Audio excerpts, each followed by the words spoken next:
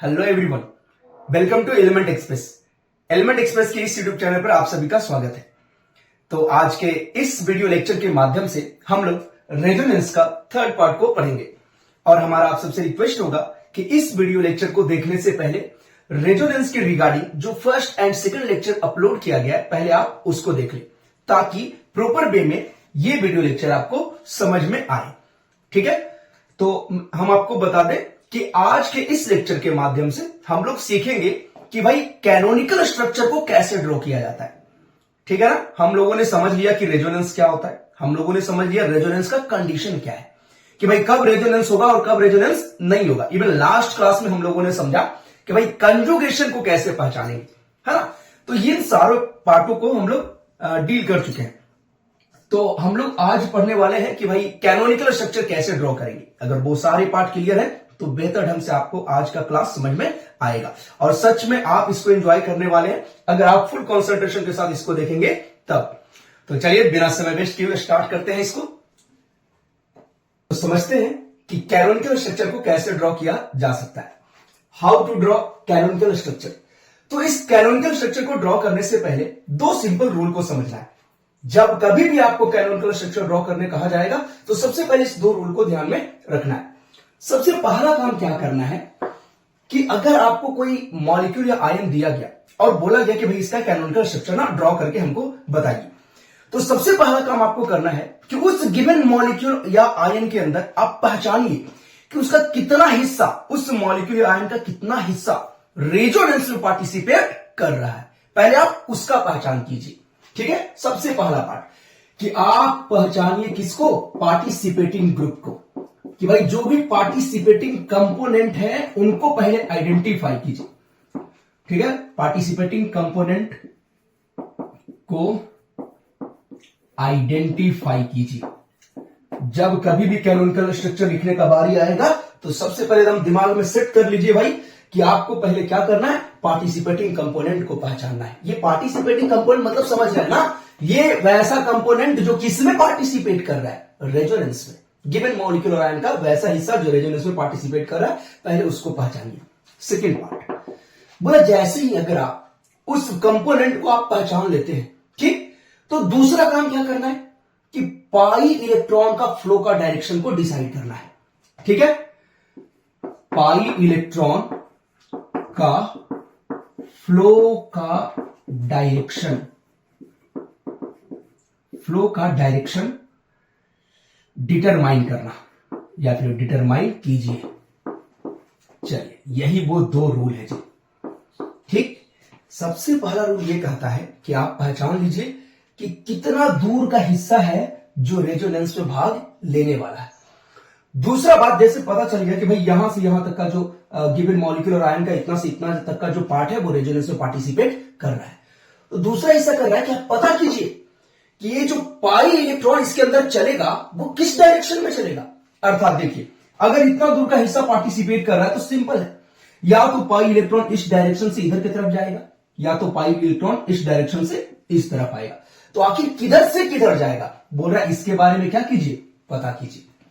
अब बात यह है कि भाई हम डायरेक्शन कैसे पता लगाएंगे, पहचान कैसे करेंगे, ये तो हम लोग पहले से जान रहे हैं, है ना। उसके लिए कंजुगेशन वगैरह हम लोग पढ़े कि भाई यही 7 तरीका है कंजुगेशन का। अगर ऐसा कुछ दिखा, ठीक है, और अगर प्लेनर दिखा तो बोलेंगे कि हाँ रेजोनेंस होने का चांस है और ये पार्ट पार्टिसिपेट करने वाला है।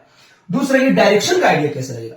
तो डायरेक्शन का यदि आइडिया लगाना है तो काफी सिंपल है।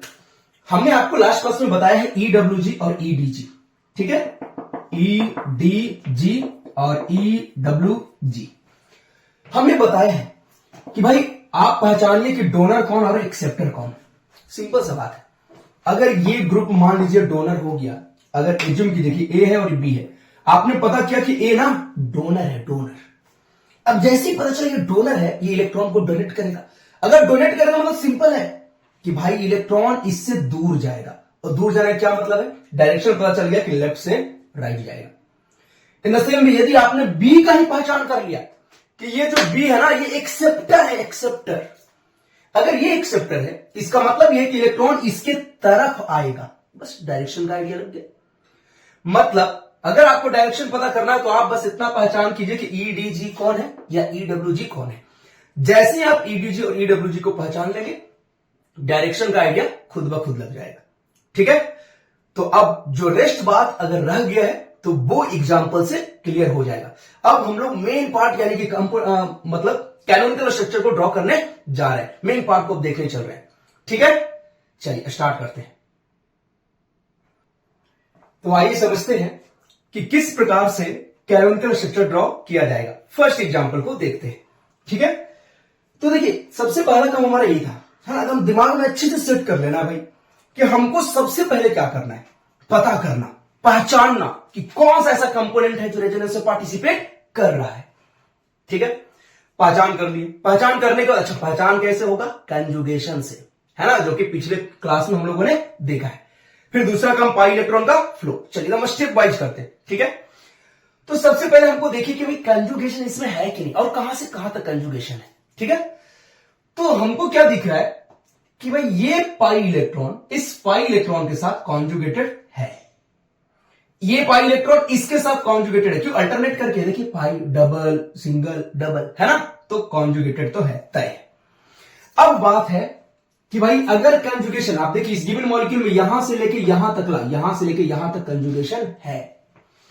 दूसरा काम, दूसरा स्टेप, अब क्या करना है, कंजुगेशन पता चल गया तो आखिर पता कीजिए पाई इलेक्ट्रॉन किधर से किधर चलेगा, पाई इलेक्ट्रॉन का फ्लो का डायरेक्शन को पता करना। ठीक, कि वो किधर से किधर चलने वाला है। तो देखिए यहां पे दो कंपोनेंट है, आप आराम से समझिए।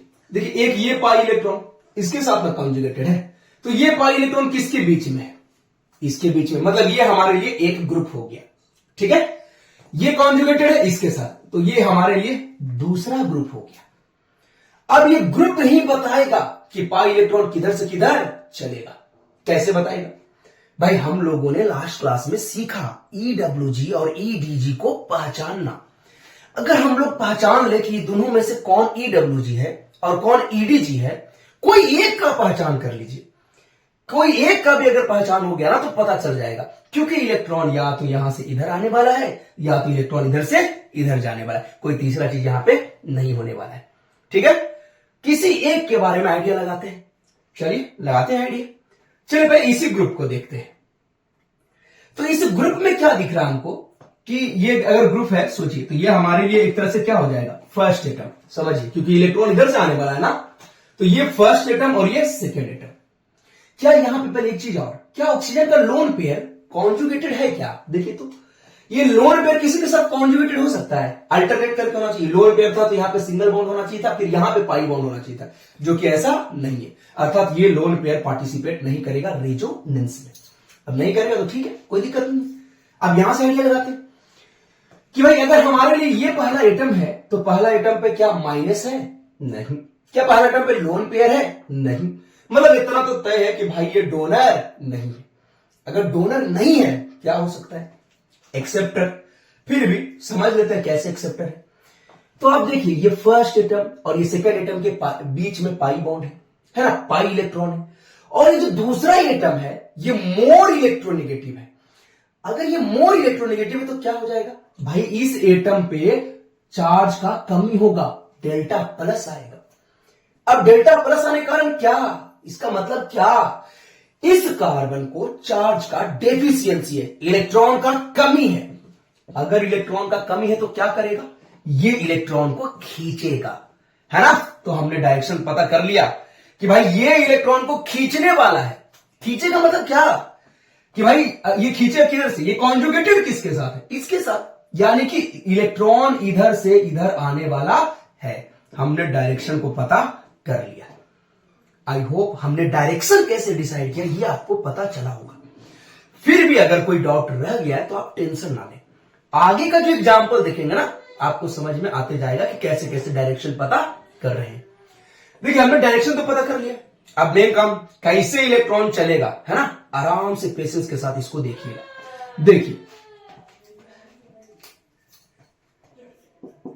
देखिए ऐसा है कि ये रहा डबल बॉन्ड, हम फिर से इसको बना ले रहे हैं, है ना, और ये रहा ये इस प्रकार से। समझिए ये ना एक्सेप्टर है, ये बुला रहा है आ जाओ, समझ रहे बात, ये बुला रहा है भाई आ जाओ आ जाओ। किसको बुलाएगा, ये कॉन्जुगेटेड किसके साथ, इसके साथ, इसको बुला रहा है। तो ये पाई इलेक्ट्रॉन यहां से उठेगा और चल के आएगा यहां पे। समझिए, ये एक जगह से उठा, एक बॉन्ड से उठा और दूसरा जगह जाके ऐड हो गया। इसका मतलब क्या है समझिए पहले, इस कर्व एरो का मतलब क्या है। इस कर्व एरो का मतलब ये है कि भाई ये जो बॉन्ड दिख रहा है यहां पे टूट जाएगा और यहां पे ऐसे दिखाने का मतलब यहां पे बॉन्ड बन जाएगा। समझ पा रहे हैं, यहां पे बॉन्ड टूटेगा और यहां पे बॉन्ड बनेगा। ठीक, अब यहां पे एक चीज और समझिए पहले, सोचिए पहले कि अगर ये यहां से आ गया, यहां पे आ गया, तो चलिए प्रत्येक कार्बन के बारे में सोच लेते हैं। पहले इसी कार्बन का सोचते हैं। अब बताइए अगर ये बॉन्ड यहां से गया तो इस कार्बन को एक बॉन्ड का कमी, लॉस हो जाएगा, लॉस। भाई ठीक है, लॉस हो गया, हम समझ गए, कोई दिक्कत नहीं है, लॉस हुआ। बाकी लॉस के कारण क्या आएगा, प्लस आएगा, वो आगे देख लेंगे। इस कार्बन को तनिक देखिए तो कोई दिक्कत है, कोई दुख पीड़ा है इसको। भाई इसके इस तरफ बॉन्ड टूटा, ठीक है, ठीक है, इस तरफ बॉन्ड बना। अरे भाई एक तरह से घटा हुआ तो दूसरी तरफ फायदा हुआ, क्या इसको कोई तकलीफ होगा? नहीं। लेकिन अब देखते हैं इस थर्ड मेंबर को कि ये बॉन्ड बना है इन दोनों के बीच में। अब बताइए कार्बन पहले से कई गो बॉन्ड बने हैं?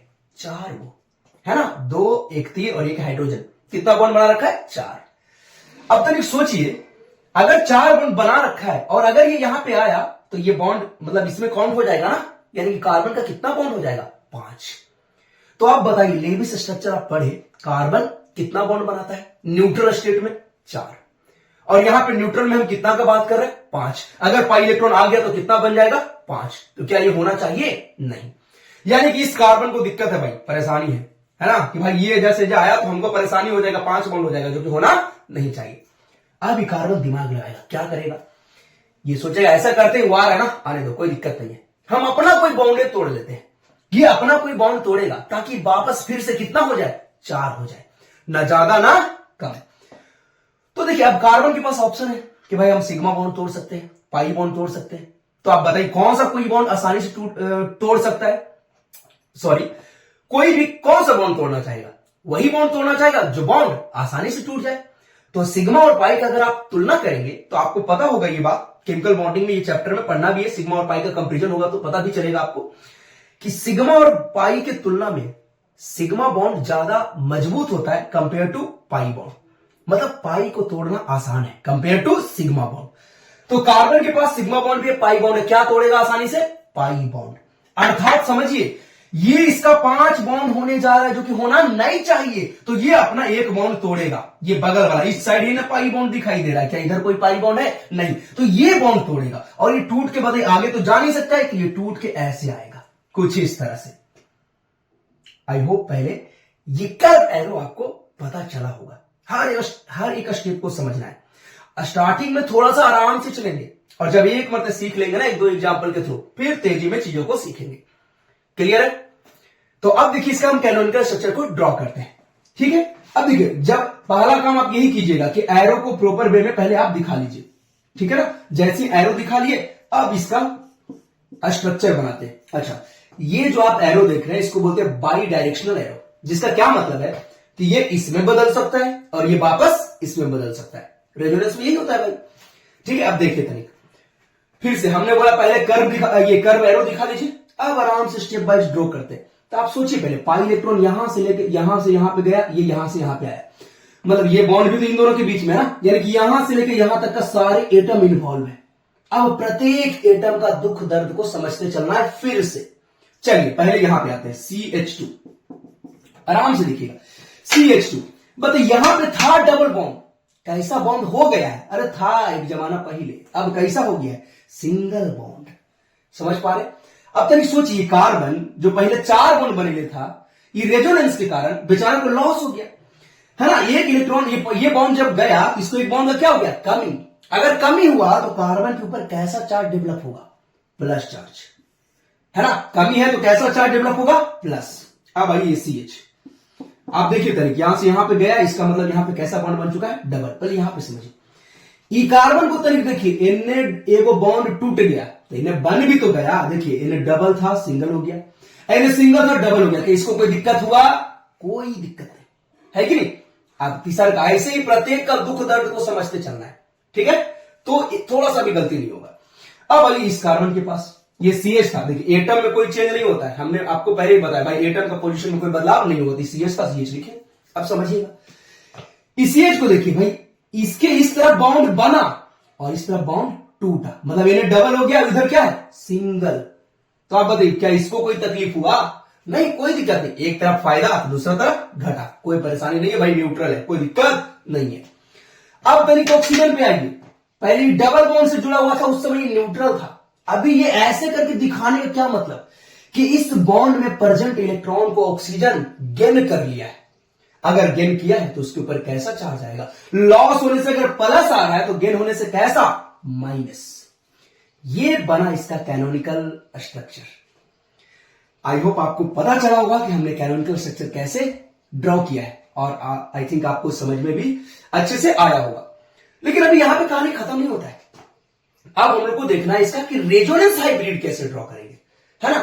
तो अगर आपको याद हो तो हमने बताया है रेजोनेंस हाइब्रिड ड्रॉ करने के लिए आपको ध्यान देना है कि जितने भी कैनोनिकल स्ट्रक्चर हैं उस सभी कैनोनिकल स्ट्रक्चर को कंट्रीब्यूट कीजिए, मतलब सभी का कंट्रीब्यूशन से एक नया स्ट्रक्चर बनाइए, और वो जो नया वाला स्ट्रक्चर बनेगा वही होगा रियल स्ट्रक्चर, वही कहलाएगा रेजोनेंस हाइब्रिड। मतलब कंट्रीब्यूशन का क्या मतलब? भाई इसका भी बात मानना है, कहना मानना है, और इसका भी कहना मानना है, ठीक है ना। चलिए देखिए, कहना मानते हैं दोनों का। तो भाई रेजोनेंस हाइब्रिड रियल स्ट्रक्चर, तो क्या एटम, जो एटम होगा उसमें कोई बदलाव होगा क्या? एटम का पोजीशन में कोई बदलाव होगा क्या? नहीं, है ना। तो पहले जो जैसे है एटम वैसे हम दिखाते हैं। देखिए यहां पे हम बनाने चल रहे हैं रेजोनेंस हाइब्रिड। तो पहले दिखा कि ये CH2 है, तो CH2 हमने बना दिया, और ये वाला स्ट्रक्चर कहता है भाई इधर डबल बॉन्ड होगा, ये कहता है सिंगल बॉन्ड होगा। कोई बात नहीं, पहले अभी फिलहाल सिंगल दिखा देते हैं, ठीक है। फिर ये CH, फिर से हमने यहां पे सिंगल दिखा दिया क्योंकि यहां भी विवाद है भाई, कभी डबल कभी सिंगल, कोई बात नहीं। फिर देखिए यहां पे हमने सिंगल दिखा दिया क्योंकि यहां भी विवाद है, कभी डबल कभी सिंगल। अब दोनों का बात मानते हैं, ये कहता है डबल और ये कहता है सिंगल।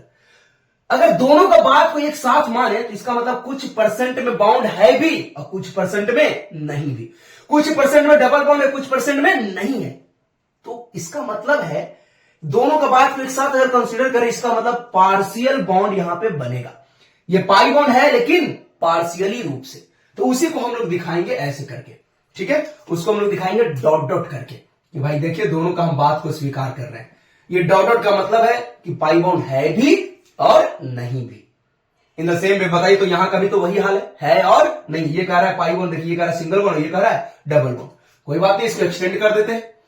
ये भी तो वही बोल रहे हैं जी, ये डबल ये सिंगल, कोई बात नहीं, इसको भी एक्सटेंड कर देते हैं। इसका अर्थ ये है कि हमारा पाई इलेक्ट्रॉन यहां से लेके यहां तक डीलोकलाइज्ड है, यहां से लेके यहां तक चल रहा है। तो ये तो पहले पाई इलेक्ट्रॉन को हमने दिखा दिया। अब क्या कहानी हो गया? रेजोनेंस हाइब्रिड बन गया? नहीं। अब चार्ज को भी देखना है। आप बताइए पहला स्ट्रक्चर को देखिए, क्या कहीं पे किसी एटम पे कोई चार्ज दिख रहा है? नहीं।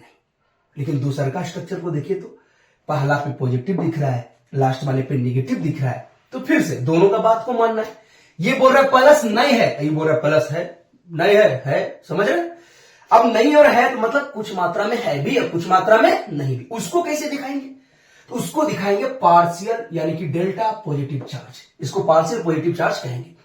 डेल्टा प्लस का मतलब है छोटा सा प्लस, अर्थात प्लस है भी और प्लस नहीं भी। समझ पा रहे? दोनों का बात मान लिया गया। इन द सेम वे आप बताइए नेगेटिव चार्ज के बारे में। ये बोल रहा है जब कोई नेगेटिव चार्ज नहीं है, ये कह रहा है, समझ रहे ना। तो अगर दोनों का बात को माने तो हाँ भाई है भी और नहीं भी, यानी कि इसको हम लोग दिखाएंगे डेल्टा माइनस, और ये बन गया इसका रेजोनेंस हाइब्रिड। और ये दोनों क्या है? Canonical structure. आई होप ये आपको बेहतर ढंग से पता चला होगा, ठीक है। आप इसको एक बार नोट कर लीजिए और हम लोग चलते हैं दूसरे एग्जाम्पल की तरफ। तो अब देखते हैं सेकेंड एग्जाम्पल को। देखिए फिर से वही काम करना है। सबसे पहले हमको क्या पहचानना है कि भाई कौन सा ऐसा कंपोनेंट है, कितना पार्ट है जो रेजोनेंस में पार्टिसिपेट कर रहा है, ठीक ना। और उसके बाद फिर पाई इलेक्ट्रॉन का फ्लो का डायरेक्शन पता करना है, फिर बस कैनोनिकल स्ट्रक्चर बन जाएगा। तो अब इसमें थोड़ा सा फास्ट में करेंगे हम लोग, ठीक है। समझिएगा बढ़िया से। देखिए वो 7 कंडीशन में से किसी एक कंडीशन को देखना है। भाई कोई एक कंडीशन जरूर यहां पे आपको नजर आएगा अगर रेजोनेंस हो रहा होगा तब। तो अभी हमको क्या दिख रहा है ना कि इस ऑक्सीजन पे लोन पेयर है, और ये लोन पेयर ना पाई बॉन्ड के साथ कॉन्जुगेटेड है। कॉन्जुगेटेड का क्या मतलब था? अल्टरनेट। अब ध्यान से देखो, ये लोन पेयर फिर ये सिंगल बॉन्ड और फिर ये पाई बॉन्ड। मतलब हम कह सकते हैं कि ये पाई इलेक्ट्रॉन ये लोन पेयर इस पाई इलेक्ट्रॉन के साथ कॉन्जुगेटेड है, या ये पाई इलेक्ट्रॉन इस लोन पेयर के साथ कॉन्जुगेटेड है। अब अगर कॉन्जुगेटेड है, चलिए पता लगा लिया। एक चीज और, क्या ये ग्रुप रेजोनेंस में पार्टिसिपेट कर रहा है? क्या इधर कोई ऐसा चीज है जिसके कारण ये कॉन्जुगेटेड हो? तो आप बताइए, इस कार्बन पे ना प्लस है ना माइनस है ना लोन पेयर है, तो ये पार्ट रेजोनेंस में पार्टिसिपेट नहीं कर रहा है। नहीं कर रहा है, इसका मतलब ये है कि जो हमारा पाई इलेक्ट्रॉन का कॉन्जुगेशन है वो यहां से लेकर यहां तक है। समझ पा रहे बात? यानी कि तय इलेक्ट्रॉन यहां से नीचे से ऊपर की तरफ जाएगा या ऊपर से नीचे की तरफ आएगा। अब बताइए दूसरा काम क्या है? डायरेक्शन को फाइंड आउट करना। कैसे करेंगे? ग्रुप को पहचान करके। देखिए पहले ग्रुप कौन कौन है। देखिए ये लोन पेयर इस पाई बॉन्ड के साथ कॉन्जुगेटेड है, तो ये लोन पेयर कॉन्जुगेटेड है, तो ये लोन पेयर हो गया पहला ग्रुप। किसके साथ कॉन्जुगेटेड है? Pi bond. ये इन दोनों के बीच में, ये हमारे लिए हो गया दूसरा ग्रुप। अब बस हमको क्या करना है कि पहचान लेना है कि भाई ये दोनों ग्रुप में से किसी एक के बारे में बस आइडिया लग जाए कि भाई कोई एक के बारे में पता चल जाए कि वो डोनर है कि एक्सेप्टर है। जैसे ही पता चलेगा डोनर या एक्सेप्टर, हम लोग आसानी से बता सकते हैं इलेक्ट्रॉन किधर से किधर फ्लो करेगा। यहां पे तय है इलेक्ट्रॉन या तो नीचे से ऊपर की तरफ जाएगा या ऊपर से नीचे की तरफ जाएगा। तो जैसे ही पता चला, जैसे देखिए डोनर को पहचानना आसान होता है कि अगर कोई ग्रुप के फर्स्ट एटम पे लोन पेयर हो या नेगेटिव चार्ज हो तो वो क्या कहलाता है? डोनर। तो आप देखिए ना, इस एटम के फर्स्ट एटम पे इस ग्रुप के फर्स्ट एटम पे क्या है? Lone pair. मतलब ये एक डोनर है भाई, ये दान करने वाला है। अगर ये अपने से दूर इलेक्ट्रॉन को भेजेगा तो यही होगा ना, इलेक्ट्रॉन नीचे से ऊपर की तरफ जाएगा। ठीक है, चलिए डायरेक्शन पता कर लिए। अब ड्रॉ करते हैं, स्ट्रक्चर ड्रॉ करते हैं। देखिए CH3 C double bond OH, और भाई इसका लोन पेयर है कॉन्जुगेटेड इस पाई बॉन्ड के साथ, है ना। क्योंकि ये डोनर नेचर का है तो ये अपना लोन पेयर को डोनेट करेगा। क्या डोनेट? अब देखना ये कि जब ये डोनेट करेगा ना, इस कार्बन को दिक्कत होगा, क्योंकि इस कार्बन का पहले से 4 बॉन्ड है और कितना बॉन्ड हो जाएगा? 5। अब कार्बन को तो समस्या हो जाएगा भाई, लेविस का स्ट्रक्चर के अनुसार कार्बन अगर न्यूट्रल हो तो 4 बॉन्ड बनाता है, फिर ये 5 कैसे बनाएगा? तो क्या करेगा कार्बन? अपना समस्या का निवारण खुद ब खुद करेगा। वो पाई बॉन्ड को तोड़ेगा, उसी को तोड़ सकता है आसान से, इसलिए वो पाई बॉन्ड को तोड़ेगा। और ये रहा पाई बॉन्ड, भाई 5 होने नहीं देंगे, तोड़ के रख देंगे, है ना। तो ये बॉन्ड टूटेगा और इसके ऊपर जाएगा। बस हो गया। एरो को समझ लीजिए, फिर स्ट्रक्चर लिखा जाएगा, है ना। ये यहां पे आया, ये 5 नहीं होना चाहिए, तो ये टूट के उसके ऊपर गया। अब देखिए इसका स्ट्रक्चर, है ना। हम बार बार ये बात रिपीट कर रहे हैं, पहले भी हमने आपको बताया कि भाई रेजोनेंस में एटम का पोजीशन में कोई बदलाव नहीं होता है। तो देखिए CH3 जैसे है वैसे है, यहां पे ये O था, ये OH था। देखिए स्टेप बाय चलते हैं। देखिए यहां से इलेक्ट्रॉन यहां तक गया, प्रत्येक एटम के बारे में सोचते, ये पहला एटम, हर किसी के पास जाएंगे, उसका दुख दर्द को समझेंगे, उसके अनुसार वहां पे दिखाएंगे। जैसे ये ऑक्सीजन अपना लोन पेयर डोनेट किया। अच्छा बताइए, क्या लोन पेयर का मतलब है कि उसके पास एक्स्ट्रा इलेक्ट्रॉन है? नहीं। लोन पेयर एक ऐसा इलेक्ट्रॉन का जोड़ा है जो बॉन्ड फॉर्मेशन में पार्टिसिपेट नहीं किया है। मतलब ये एक्स्ट्रा इलेक्ट्रॉन नहीं है भाई, पहले से इसके पास है, एक्स्ट्रा नहीं है। अगर नहीं है ये लोन पेयर दिया तो सोचिए पहले यहां पे सिंगल बॉन्ड था और ये दिया, मतलब कैसा आ गया? Double bond. चलिए डबल बॉन्ड आ गया। चूंकि ऑक्सीजन अपना एक इलेक्ट्रॉन पेयर दिया, इस कारण से इस ऑक्सीजन पे पॉजिटिव चार्ज डेवलप होगा, क्योंकि लॉस हो गया ना लोन पेयर का, इसलिए कैसा चार्ज डेवलप होगा? Positive charge. अब भाई इस कार्बन के पास, तो ये तो अपना समस्या का समाधान पहले ही कर चुका है कि भाई इधर बॉन्ड बन रहा है तो इधर बॉन्ड तोड़ देंगे ताकि 4 का 4 रहे। अब आइए लास्ट एटम पे। लास्ट एटम की देखिए, ऐसे दिखाने का मतलब ये इलेक्ट्रॉन पेयर को ये रख लिया है, यानी कि इलेक्ट्रॉन का गेन कर लिया है। कौन? ऑक्सीजन। इस बॉन्ड का इलेक्ट्रॉन को गेन कर लिया है, यानी कि ऑक्सीजन पे कैसा चार्ज आएगा? Minus charge. ठीक है, तो ये हो गया हमारा कैनोनिकल स्ट्रक्चर बनकर के तैयार, है ना। और इस डायरेक्शन का मतलब हमने बताया, ये बाई डायरेक्शनल एरो है। ये स्ट्रक्चर इसमें जा सकता है और ये इसमें आ सकता है, इसलिए ऐसा एरो दिखाया गया। अब देखिए, दोनों कैनोनिकल स्ट्रक्चर की मदद से बनाया जा सकता है क्या? रेजोनेंस हाइब्रिड, है ना, रियल स्ट्रक्चर। कैसे बनेगा हम लोग बताए थे, है ना। दोनों का बात को मान लेंगे। देखिए CH3 COOH, समझिए पहले ये बोल रहा ना कि भाई यहां पे कैसा बॉन्ड होगा? Single bond. और ये कह रहा ना सिंगल डबल होगा, यानी कि हां भी नहीं भी। और जब भी हां या नहीं की बात हो उसको डॉट डॉट करके दिखाते हैं। तो चलिए डॉट डॉट कर दिए, है ना। इन द सेम वे ये कह रहा है यहाँ पे डबल बॉन्ड होगा और ये कह रहा है सिंगल बॉन्ड, यहां भी डॉट डॉट कर दिए। इसका मतलब हमारा जो पाई इलेक्ट्रॉन है वो यहां से लेकर यहां तक बटा हुआ है। अब बारी रह गया किसका, चार्ज का। इसके अनुसार यहाँ पे ऑक्सीजन पे प्लस चार्ज है, यानी कि सोचिए, और यहाँ पे कोई चार्ज नहीं है, तो कैसे दिखाएंगे, डेल्टा प्लस। हाँ भी नहीं भी, इन द सेम वे। और ये कह रहा है ऑक्सीजन पे कोई चार्ज नहीं होगा, ये कह रहा है ऑक्सीजन पे चार्ज होगा, तो यहां पे भी कैसे दिखाएंगे, डेल्टा माइनस, है ना, कि भाई है भी और नहीं भी। ये बन गया रेजोनेंस हाइब्रिड। आई होप आपको ये सेकंड एग्जांपल अच्छे से समझ में आया होगा। और अब मूव करते हैं थर्ड एग्जांपल की तरफ। चलिए समझते हैं थर्ड एग्जांपल को। फिर से पैटर्न एकदम सेम है कि सबसे पहला काम हमको क्या करना है, आइडेंटिफाई करना है कि कौन सा कंपोनेंट रेजोनेंस में पार्टिसिपेट कर रहा है, फिर डायरेक्शन पता करना है और फिर बस बना देना है। तो देखिए पहले यहां पे देखते हैं वो 7 कंडीशन में से कोई भी कंडीशन दिखना चाहिए रेजोनेंस का। तो देखा हमको पहले यहां पे माइनस, तो सोचते हैं माइनस, देखिए आप अल्टरनेट करके है ना पाई बॉन्ड के साथ, अगर ये माइनस अल्टरनेट करके है ये पाई बॉन्ड के साथ, मतलब हम कह सकते हैं कि ये माइनस इस पाई बॉन्ड के साथ कॉन्जुगेटेड है।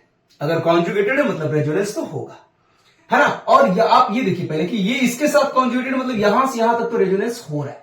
फिर ये देखना है कि क्या ये पार्ट रेजोनेंस में पार्टिसिपेट कर रहा है। आप सोचिए इस पार्ट के पास प्लस माइनस लोन पेयर ऐसा कुछ है क्या, नहीं, मतलब ये पार्ट रेजोनेंस में पार्टिसिपेट नहीं कर रहा है। फिर से तय हुआ कि इसका मतलब ये है कि हमारा इलेक्ट्रॉन यहां से लेकर यहां तक मूव करेगा। अब जैसे ही डिसाइड हो कि भाई यहां तक करेगा, तो अब डायरेक्शन, हमने क्या बोला है डायरेक्शन के लिए, अभी थोड़ा देर पहले हमने बताया कि क्या करना है डायरेक्शन के लिए। आप ग्रुप को देखिए, जो भी ग्रुप होंगे उसमें से किसी एक का पहचान कर लीजिए कि वो डोनर है कि एक्सेप्टर। जैसे देखिए आप ग्रुप पहले डिसाइड कर लेते हैं ना कि ये माइनस है इसके साथ कॉन्जुगेटेड, तो ये माइनस जिस पे है ये हमारे लिए एक ग्रुप हो गया, और ये कॉन्जुगेटेड है इसके साथ, तो ये इन दोनों के बीच में, तो ये हमारे लिए दूसरा ग्रुप हो गया, है ना। अब बस किसी एक का पहचान कर लो। तो हमने बताया है डोनर पहचानना एकदम आसान होता है। फर्स्ट एटम पे या तो माइनस या तो लोन पेयर, वो क्या कहलाता है, डोनर। तो आप देखिए ना, पहला एटम पे क्या दिख रहा है, माइनस, इसके फर्स्ट एटम पे क्या दिख रहा है, माइनस, मतलब ये डोनर है, दानी है, दानी, ठीक है। मतलब ये अपने इलेक्ट्रॉन पेयर को डोनेट करेगा। अगर डोनेट करेगा अपने से दूर भेजेगा, सोचिए ये अपने से दूर भेज रहा है, यानी कि इलेक्ट्रॉन इधर से इधर जाने वाला है, डिसाइड हो गया। अब ड्रॉ कर लेते हैं, है ना। चलिए देखिए ध्यान से, ये रहा CH2 minus, C double bond O CH3। सोचिए ये डोनर है, ये डोनेट किया, लो भाई अपना इलेक्ट्रॉन पेयर डोनेट किया। अब जैसे ही डोनेट किया, इस कार्बन को फिर से तकलीफ कि भाई यहां पे आने का मतलब यहां पे बॉन्ड बन गया, और कार्बन के पहले से 4 बॉन्ड है। अगर बॉन्ड बन जाएगा तो स्ट्रक्चर के अनुसार, लेविस स्ट्रक्चर के अनुसार कार्बन का 5 बॉन्ड हो जाएगा। न्यूट्रल स्टेट में कार्बन 5 बॉन्ड को फॉर्मेशन नहीं करता है, कभी नहीं करता है। तो कार्बन के साथ फिर से समस्या हो गया। अब वो उसका निवारण खुद करेगा। क्या करेगा, एक बॉन्ड को तोड़ेगा, जैसा हमने अभी बताया। किसको तोड़ेगा, पाई बॉन्ड को। तो ये पाई बॉन्ड टूटा और इसके ऊपर चला गया, क्योंकि पाई बॉन्ड इधर तो है, ठीक है। जैसे आपने एरो दिखा लिया, अब बस स्ट्रक्चर बनाना है ना। अब फिर से देखिए, लिखते समय, स्ट्रक्चर लिखते समय हम लोग क्या करते हैं, फिर से बारी बारी से प्रत्येक एटम के पास जाते हैं और उसके दुख दर्द को समझते हैं, तभी जाकर के ये स्ट्रक्चर बनता है। जैसे आप देखिए कि यहां से लेके यहां तक मूव किया है हमारा पाई इलेक्ट्रॉन, तो पहला एटम हमारा ये, समझते हैं इसको आराम से कि इसके पास माइनस था। माइनस का क्या मतलब है, एक्स्ट्रा इलेक्ट्रॉन था, समझ रहे, एक्स्ट्रा इलेक्ट्रॉन था, और ये अपना एक्स्ट्रा इलेक्ट्रॉन को डोनेट किया। तो यहां पे पहले सिंगल बॉन्ड था, अगर डोनेट किया तो कितना बॉन्ड बन गया, डबल बॉन्ड, ठीक। अब चूंकि माइनस था, एडिशनल इलेक्ट्रॉन का दान किया, तो भाई न्यूट्रल हो जाएगा। क्या इस पे प्लस चार्ज आ जाएगा, नहीं, ये एडिशनल इलेक्ट्रॉन को डोनेट किया तो कोई प्लस चार्ज नहीं आएगा।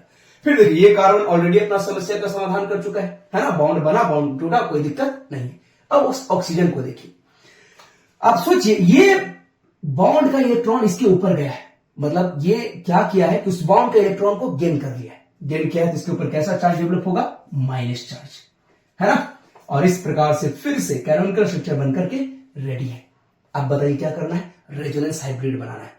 आसान एकदम बनाने का तरीका कि भाई दोनों का बात को मान लेंगे, है ना। देखिए दोनों का बात को स्वीकार कर लेते हैं, समझिएगा बढ़िया से कि ये हमारा पाई इलेक्ट्रॉन यहां से यहां तक बटा हुआ है।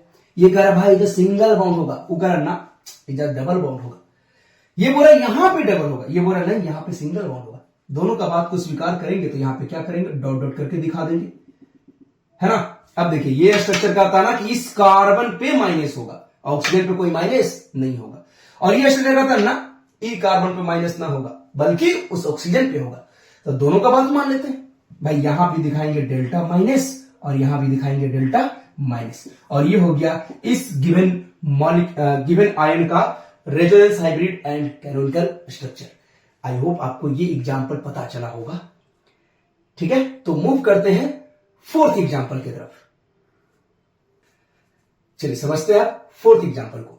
तो फिर से सेम हर बार वो बात हम रिपीट कर रहे हैं, है ना। पहले काम करना है क्या, पहचानना कहां से कहां तक रेजोनेंस हो रहा है। कंजुगेशन का आइडिया होना चाहिए, वो 7 तरीका जो कि प्रीवियस लेक्चर में, यदि आप नहीं जान रहे मतलब प्रीवियस लेक्चर नहीं देखे, प्लीज उसको एक बार देख लीजिएगा। देखिए यहां पे क्लियरली दिख रहा है कि भाई ये लोन पेयर ना, ये लोन पेयर स्पाई बॉन्ड के साथ कॉन्जुगेटेड है ना। ये लोन पेयर स्पाई बॉन्ड के साथ कॉन्जुगेटेड है। क्यों? क्योंकि अल्टरनेट करके दिख रहा है ना, ये लोन पेयर फिर सिंगल बॉन्ड फिर ये पाई बॉन्ड, अल्टरनेट है मतलब कॉन्जुगेटेड है। फिर ये देखना है क्या ये कंपोनेंट भी पार्टिसिपेट कर रहा है रेजोनेंस में, तो नहीं, इधर कुछ भी ऐसा नहीं है कि वो रेजोनेंस में पार्टिसिपेट करेगा। वो 7 कंडीशन में से एक भी कंडीशन को इस साइड फुलफिल करने वाला नहीं है। मतलब तय हो गया कि हमारा जो रेजोनेंस है वो यहां से लेकर यहां तक होने वाला है।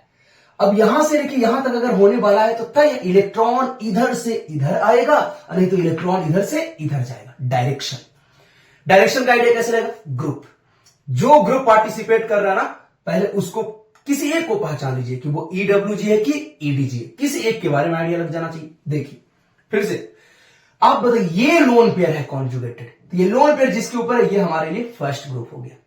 किसके साथ है कॉन्जुगेटेड? इस पाई बॉन्ड के साथ। ये पाई बॉन्ड है इन दोनों के बीच में, तो ये पूरा हमारे लिए सेकंड ग्रुप हो गया। फिर से ये बात बोल रहे हैं आपको कि भाई डोनर को पहचानना आसान है, फर्स्ट एटम पे माइनस या लोन पेयर। तो देखिए ना, इसमें लोन पेयर दिख रहा है, क्यों उधर दिमाग लगाए? लोन पेयर दिख गया मतलब ये डोनर है। अगर डोनर है तो डोनेट करेगा, यानी कि तय हो गया इलेक्ट्रॉन इधर से इधर जाने वाला है। आइए अब दौड़ाते हैं इसको उस साइड। देखिए किस प्रकार से इलेक्ट्रॉन चलेगा। जो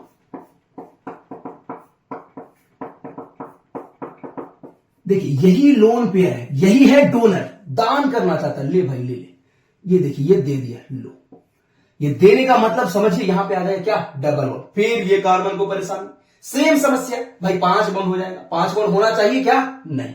अब कार्बन अपना समस्या का समाधान यहां पे खुद करेगा, ये पाई बॉन्ड को तोड़ेगा, है क्यों? क्योंकि आसान तो पाई बॉन्ड को तोड़ना ही है यहां पे। तो ये अपने बगल का पाई बॉन्ड इसको तोड़ेगा और ये इसके ऊपर जाएगा। एक मरते आपने एरो प्रॉपर वे में दिखा लिया, फिर बन जाएगा। हाँ, लिखते समय फिर बारी बारी से प्रत्येक एटम के पास जाएंगे, समस्या को समझेंगे। जैसे देखिए इधर, है ना, देखिए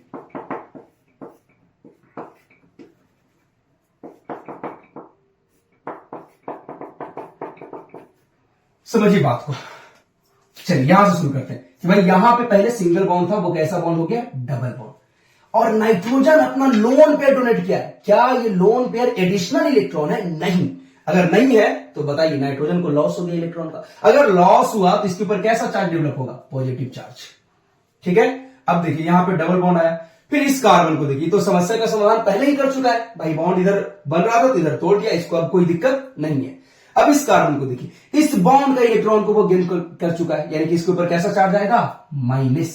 इसके ऊपर आएगा माइनस, और ये कैनोनिकल स्ट्रक्चर इसका बन करके रेडी हो गया। इन द सेम वे आप काफी फास्ट में आप इसका resonating structure, sorry resonance hybrid बना सकते हैं। देखिए पता चल रहा है ना कि पाई इलेक्ट्रॉन यहां से लेके यहां तक बटा हुआ है, तो वहां तक क्या कर देंगे? डॉट डॉट, आसान है। अब देखिए चार्ज दिखाना, इसमें न्यूट्रल दिख रहा है और इसमें यहां पे माइनस, वहां पे प्लस। जहां पे माइनस प्लस दिख रहा है वहां पे बस डेल्टा माइनस लगाइए और डेल्टा प्लस लगाइए, और इस प्रकार से रेजोनेंस हाइब्रिड बनकर के रेडी हो जाएगा। आई होप आपको ये फोर्थ एग्जांपल भी समझ में आया होगा। और अब मूव करते हैं अपने लास्ट एग्जांपल की तरफ, आज के सेशन का लास्ट एग्जांपल की तरफ, 5वें एग्जांपल की तरफ। ठीक है, चलिए समझते हैं 5वें एग्जांपल को। सेम का पहले देखना है भाई कंजुगेशन कहां से कहां तक है।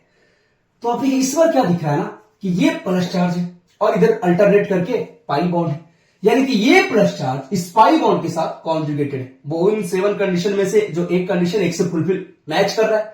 अगर मैच कर रहा है मतलब रेजोनेंस हो सकता है। अब देखिए क्या ये ग्रुप पार्टिसिपेट कर रहा है रेजोनेंस में? नहीं। यानी कि यहां पे जो रेजोनेंस होगा वो यहां से लेके यहां तक होगा। अब क्या करना है? डायरेक्शन के लिए क्या करेंगे? आप सोचिए, ये कॉन्जुगेटेड है इससे, ये है ना प्लस, तो ये जिसपे प्लस है वो हमारे लिए पहला ग्रुप, और ये जिसके साथ कॉन्जुगेटेड, ये इसके साथ, ये इन दोनों के बीच में, तो ये हमारे लिए दूसरा ग्रुप। हमने बोला किसी एक के बारे में आइडिया लगा लो आप, कौन डोनर है या कौन एक्सेप्टर है, किसी एक के बारे में आइडिया लगा लो। तो जैसे डोनर को पहचानना आसान है कि पहला एटम पे माइनस या लोन पे, वैसे एक्सेप्टर का एक केस सबसे आसान है। प्लस दिखा मतलब इलेक्ट्रॉन का कमी, इलेक्ट्रॉन का गरीब, इलेक्ट्रॉन डेफिशिएंट स्पीसीज, तो ये क्या करेगा, इलेक्ट्रॉन को खींचेगा। यानी कि ये हमारा एक्सेप्टर है। क्यों? क्योंकि इस पे प्लस है, इलेक्ट्रॉन को कमी है। इलेक्ट्रॉन का कमी होने के कारण ये इलेक्ट्रॉन पेयर को क्या करेगा, खींचेगा। मतलब तय हो गया कि भाई पाई इलेक्ट्रॉन इधर से इधर की तरफ आने वाला है ना, बुला रहा है भाई आ जाओ। समझ पा रहे हैं कि नहीं? तो अब देखिए, अब बनाते हैं इसका स्ट्रक्चर, समझिएगा बढ़िया से बात को कि ये जो प्लस है ना, ये जिसके साथ कॉन्जुगेटेड है उसको बुला रहा है, आजा भाई आजा। समझ पा रहे हैं? बुला रहा है। तो अब ये पाई इलेक्ट्रॉन आएगा, बुला रहा है तो जाएगा भाई, ये आया यहां पे। अब सोचिए, इसके यहां पे आने के कारण क्या कि इस कार्बन का 5 बॉन्ड हो गया? नहीं। समझ रहे ना, इसके यहां से यहां आने पे इस कार्बन का 5 बॉन्ड नहीं हो रहा है, किसी का 5 बॉन्ड नहीं हो रहा है। अगर नहीं हो रहा तो कोई और बॉन्ड तोड़ने का आवश्यकता नहीं है। जैसे प्रीवियस एग्जांपल में मूव करने के कारण 5 बॉन्ड हो रहा था, तो एक पाई बॉन्ड को ब्रेक कर रहे थे, लेकिन यहां पे ऐसा कोई परेशानी नहीं है। अब नहीं है तो बस इतना ही बनेगा। और अब देखते हैं इसका स्ट्रक्चर लिखते हैं, और बारी बारी एटम को, बारी बारी से प्रत्येक एटम के पास जाएंगे, उसका समस्या को समझेंगे, तो अब जाकर के कैनोनिकल स्ट्रक्चर कंप्लीट होगा। जैसे देखिए,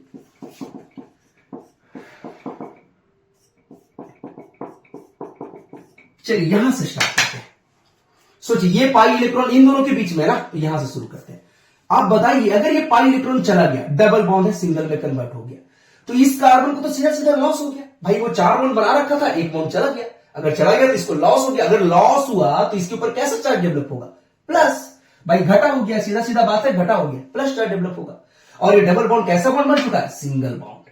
अब सोचिए, ये पाई इलेक्ट्रॉन आ गया यहां पे, तो यहां पे पहले सिंगल बॉन्ड था, अब क्या हो गया है, डबल बॉन्ड। अब तनिक इस कार्बन के बारे में सोचिए, तो इधर बॉन्ड टूटा, इधर बॉन्ड बना, इसको कोई तकलीफ नहीं है। अब इस कार्बन के बारे में सोचिए, इस पे प्लस था ही क्यों, इसको एक बॉन्ड का कमी था भाई, इसको एक बॉन्ड का क्या था, कमी। और ये जब यहां से यहां पे आया तो ये कमी क्या हो गया, फुलफिल हो गया, तो ये प्लस भी क्या हो जाएगा, गायब हो जाएगा, और ये न्यूट्रल हो जाएगा। और इस प्रकार से बन गया इस गिवन आयन का कैनोनिकल स्ट्रक्चर। यदि आप रेजोनेंस हाइब्रिड बनाना चाहते हैं, काफी सिंपल है ना, दोनों का बात को मान लेना है। पहले तो दिख रहा है भाई, हमारा जो पाई इलेक्ट्रॉन है वो यहां से लेकर यहां तक बटा हुआ है ना, जहां से जहां तक चलेगा वहां डॉट डॉट कर दीजिए। अब दोनों स्ट्रक्चर का बात को मान लीजिए। ये स्ट्रक्चर कहता है ना, इस कार्बन पे प्लस होगा, डेल्टा प्लस। ये कहता है नहीं, प्लस उस पे कहां, इस पे होगा, यहां भी डेल्टा प्लस। और इस प्रकार से रेजोनेंस हाइब्रिड बनकर के रेडी हो गया। आई होप आपको ये 5th एग्जाम्पल समझ में आया होगा। तो ये रहा आज के सेशन का लास्ट एग्जाम्पल। इसका मतलब ये तनिक भी नहीं है कि कैनोनिकल स्ट्रक्चर पूरी तरह से कंप्लीट हो गया, जी नहीं। हम लोग नेक्स्ट वीडियो में और भी ज्यादा एग्जाम्पल को डील करेंगे, लेकिन आज के लिए बस इतना ही। ठीक है, आई होप आपको ये अच्छे से समझ में आया होगा। ठीक है, आप प्रॉपर वे में सारे वीडियो को देखेंगे तो बिल्कुल आपको समझ में आएगा और बनेगा भी। और इवन जो आने वाला नेक्स्ट क्लास है, जो नेक्स्ट वीडियो है, वो भी आपको अच्छे से समझ में आएगा। ठीक है, फिर आज का सेशन यहीं पे खत्म करते हैं। धन्यवाद, जय हिंद।